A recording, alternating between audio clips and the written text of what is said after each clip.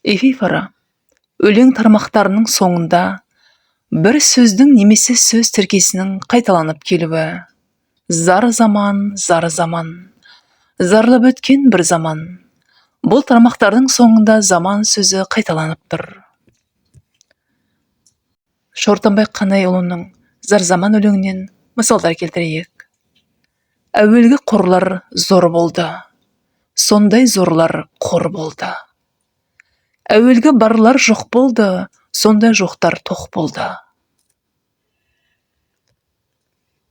Өлең тармақтарының соңында болды деген сөз бірнеше мәрте қайталанып тұр. Бұл эпифораға мысал бола алады. Ел билеген бек болды. Көтер алмай билеген ұласқан үлкен кек болды. Ниетіне қазақтың тымақ тәуір еп болды.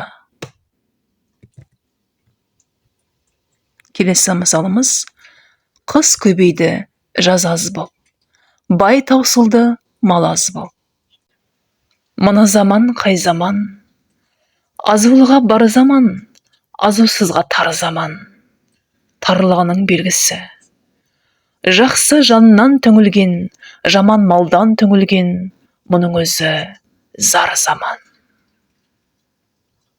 Өлең тармақтарының соңындағы заман сөзінің қайталануы және түңілген сөзінің қайталануы эпифораның көркем мысалы. Қорыта айтқанда, эпифора өлең тармақтарының соңындағы бір сөздің немесе сөз тіркесінің бірнеше мәрте қайталануы. Бұл өлеңнің әсерлігін, әуезділігін күшейтіп, автордың ойын нақтылай түседі.